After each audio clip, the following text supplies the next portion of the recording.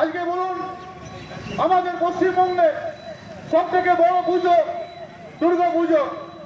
আমরা যেরকম দুর্গা পূজায় আনন্দ পালন করুন, কালী পুজো পালন করুন, সরস্বতী পুজো পালন করুন। আজকে কোটি কোটি টাকা খরচ করে ফ্ল্যাগ হোর্ডিং করে ধর্ম ধর্ম ধর্ম মানুষের পেটে আজকে যে লাদ মারছে এই বিজেপি সরকার, সেদিকে এদিকে কোনটা কথা বলে আজকে বড় বড় কথা বলছে এর মতো পালন করবো। কিছুদিনের একটাই ধর্ম, সেটা হচ্ছে মানব ধর্ম। তাই আমি সকলের কাছে বলতে চাই যে আপনারা বন্দ্যোপাধ্যায় সৈনিক শুধু ভোটের সময় ভোট বাকি হয়ে আসি না, আমরা সারা বছর 365 দিন মানুষের পাশে থাকি। সেটা করোনার সময় আপনারা দেখেছি। আজকে প্রত্যেকটা মানুষ আজকে জলের সুরা পাচ্ছে, কোনো জায়গায় লাইন দিতে হয় না, হাড়ি নিয়ে কলসি নিয়ে লাইন দিয়ে দাঁড়াতে হয় না। প্রত্যেকটি বাড়িতে বাড়িতে পানীয় জলের ব্যবস্থা করা হচ্ছে। আমাদের এই প্রতিবাদে এই মিছিল চলবে। আমি সকলকে আমি আরেকবার শুভেচ্ছা জানিয়ে, প্রণাম জানিয়ে, অভিনন্দন জানিয়ে আমি আমার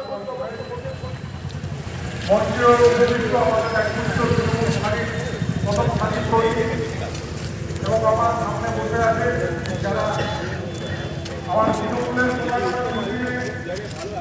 আমার পেছন কভার দিচ্ছি। আরম্ভ করে আমার ভালোবাসা এবং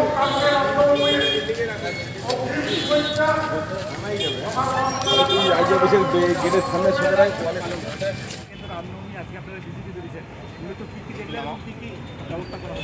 দেখুন, আগামীকাল রামনবমী আছে। বাঁকুড়া জেলাতে অনেক প্রোগ্রামস আছে। বাঁকুড়া টাউনে আজকে আমরা আছি, তো বাঁকুড়া টাউনে একটা বড় মিছিল এখানে বেরোয়। তো আমরা আজকে আমাদের সকল সিনিয়র অফিসার সাথে নিয়ে আমি নিজেই আজকে পুরো রুটটা দেখেছিলাম, কোথায় কী অ্যারেঞ্জমেন্ট আছে, কোথায় কী সমস্যা হতে পারে অথবা কোথায় কী সুবিধা অসুবিধা আছে, সব কিছু চেক করা হয়েছে। যারা অর্গানাইজার আছে তাদের সাথেও দেখা করা হয়েছে, তাদের সাথেও আমাদের লাগাতার আলাপ হচ্ছে। আর ওরা কী চাইছে অথবা কী কী ইস্যুজ আছে সেগুলো আমরা অ্যাড্রেস করেওছি। আমাদের দৃঢ় বিশ্বাস কি কালকে আমরা খুব শান্তিমতো খুব ভালোভাবে এই প্রোগ্রামটা পার করব। আমাদের প্রচুর পুলিশ মোতায়েন থাকবে, আমাদের তরফ থেকে সব রকম ব্যবস্থা নেওয়া হয়েছে নিরাপত্তার জন্য। আর কোথায় কোনো যদি সমস্যা থাকে তাহলে আমরা ইমিডিয়েটলি রেসপন্স করে সেটাকে অ্যাড্রেস করব। স্যার, জেলাতে ইতিমধ্যে কতগুলো পারমিশন দেওয়া হয়েছে? কালকে আমাদের যে হিসাব আছে প্রায় 80-র বেশি প্রোগ্রাম প্রসেশন আমাদের জেলাতে হবে।